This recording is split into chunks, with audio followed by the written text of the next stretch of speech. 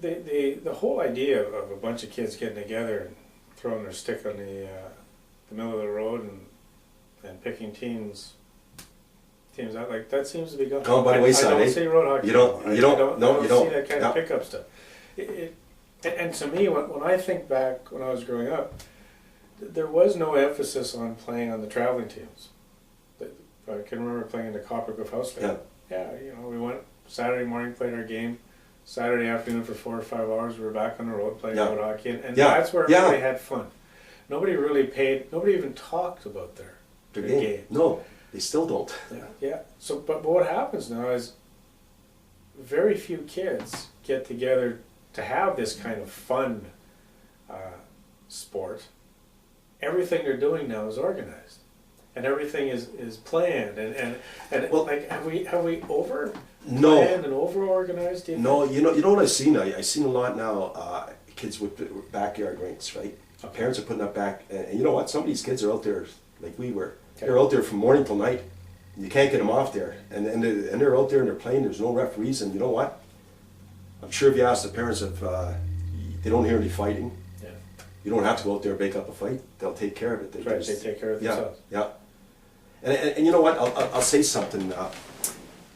Back, I can remember years ago saying I wish these kids would keep playing organized hockey when they were 17 and 18. And now we have a league of juveniles, okay, in the Valley.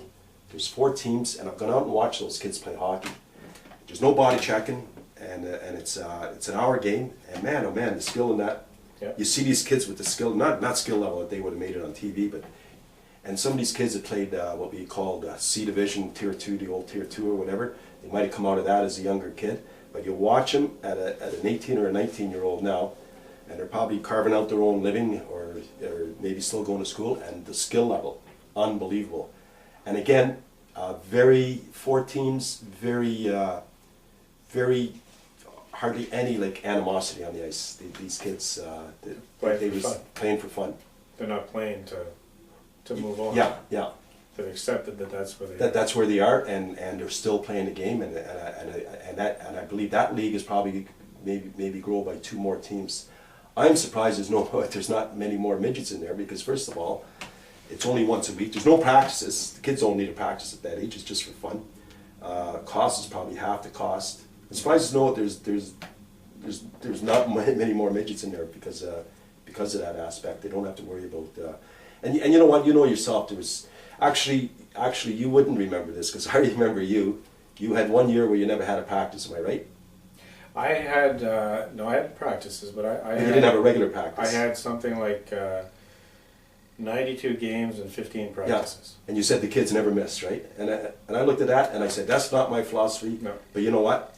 I shouldn't be knocking. And you know what? You were absolutely right, because the kids come out and they had a great time. That was the year I had Van Dam and DeBroy and Trottier on the team, and the kids. The kids loved it. The kids loved it. I loved it. The parents loved it. But we won. We were winning, and I think that's where when I take a look at maybe some of the underlying problems with the sport, is that we may be overemphasizing the winning. Yeah. And we're winning at all costs. At all costs, yeah. And I can, it's a terrible thing to say, but I really think that sometimes part of the problem is that our coaches are too well trained and too knowledgeable about the game, and coaches that possibly should be coaching at a traveling level where they should be playing at this high competitive level, are coaching at a house league level or a lower level, rep team, possibly because their own children don't have the skill level. Yeah. And they're coaching them as if they're a Triple A team, that's right. You watch some of these practices, and you watch some of the systems, and you're watching a house league playing trap, and all of this, and you're saying, wow, they're definitely coached.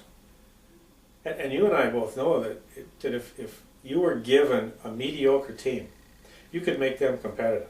Yeah. If you taught them a system. That's right. You could do it. You could do it, that's right. And at the end of the day, is there more pressure now to become a winning team than there is to have fun? I think you probably noticed that. I noticed it myself. I think the happiest teams in any league are the teams that are in the middle of the pack. Yeah. They're not last, they're not first. No, that's right. They win their fair share of games, but they lose their fair share of games, everybody's happy. And one thing, and when you look at coaching, as a coach, I think you're blessed. You're lucky if you ever get a kid with hockey sense, okay? And I don't think a lot of people understand what hockey sense is, right? But one of the smartest kids I ever coached was Andrew Bennett. His hockey sense was way, way above average, okay? And a couple of years when I coached Andrew, we had a couple of other kids with hockey sense. I mean, nobody, I don't think the average person understands how big an asset that is on a team. Well, anyways, when Andrew got drafted by Owen Sound and his first year there, so now if you think about it, here's a boy that you watched play from 8 years old up until right through. Now he's playing Major Junior A, where every kid wants that. That's your first goal, right?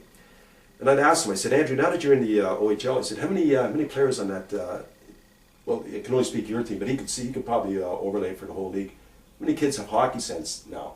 Because now they've reached part of their goal.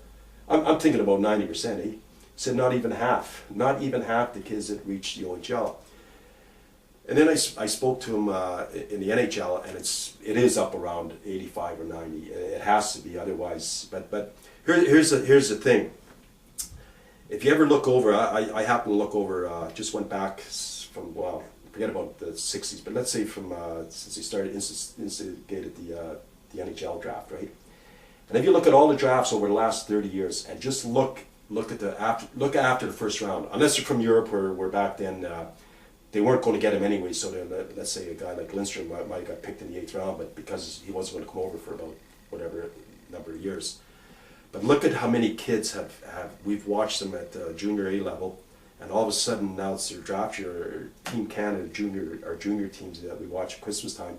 Look how many, just more kids that don't make the pros than they do, and that's our top level. So how hard is it to get to a professional level? I don't think the average person who has a child, I don't even understand what it takes. You know what I mean? I have no idea. I have a little bit of an idea, same as you would by being involved in the game, but I don't think the average person that sees their little Johnny skates for everybody at at an 8-year-old level and can score at will. That doesn't mean he's going to be like that when he's 20 years old.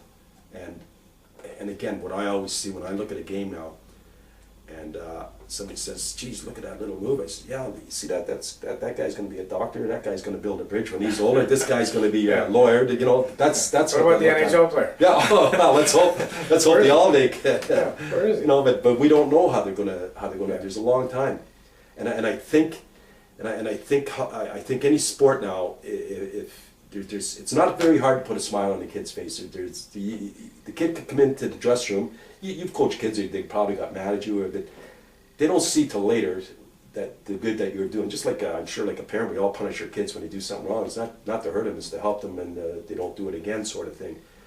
But to me, I think it's so important today that it has to be fair play. I mean, fair play should be. I think Hockey Canada should. I remember a few years ago when they had that. Remember they had the commercials. Yeah. I thought they were the best commercials ever, and for some reason they stopped doing it. They did hit a generation of people out there with that, but I think they should come back with that. And I just think it's sad when I hear all the yelling and screaming in the stands by some parents. It's sad. And you know, there's so many topics we can get into, and we won't be able to cover them all. I think the fair play one is definitely at the heart of most organizations when they're moving forward. The unfortunate result, though, is that the parents in the stands that are yelling are continuing to do it. They're continuing to put pressure. Officiating, coaching. Yeah.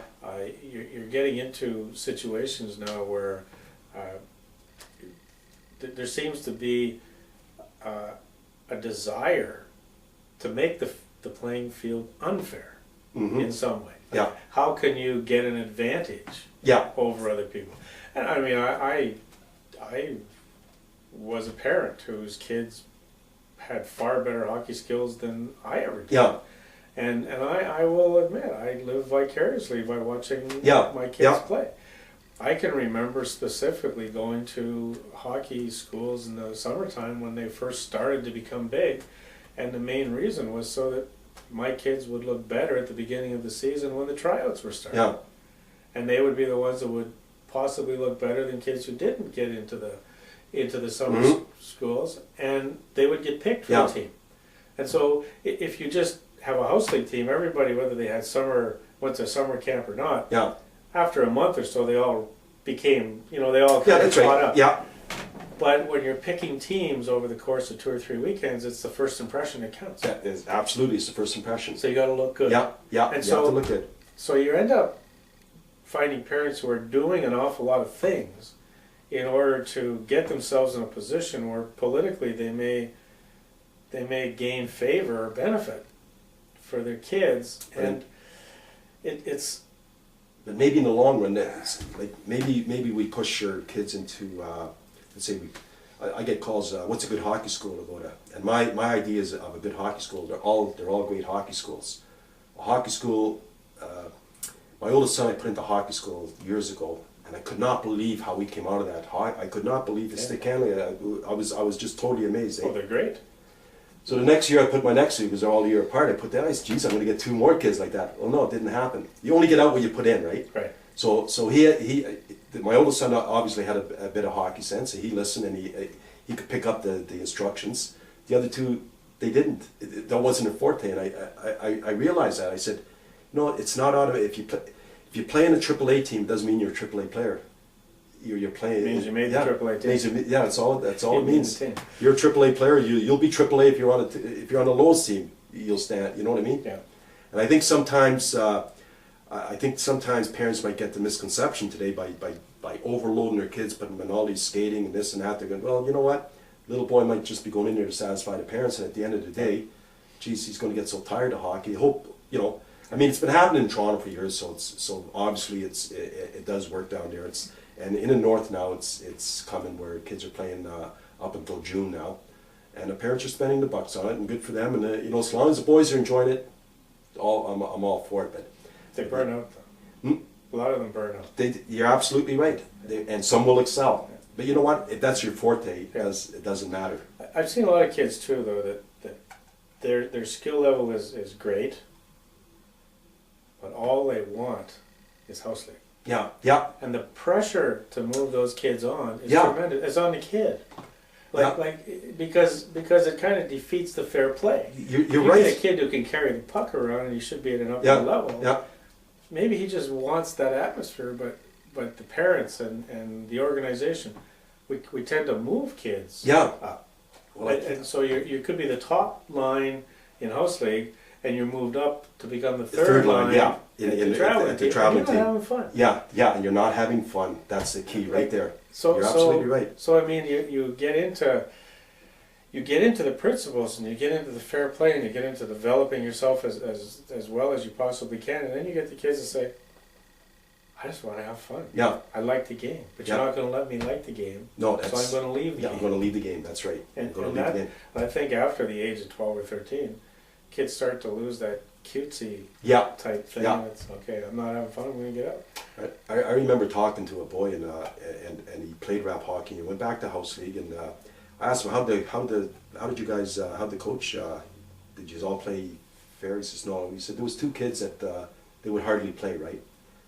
And I said, did you know them well? He said one of them is my best friend, and he said.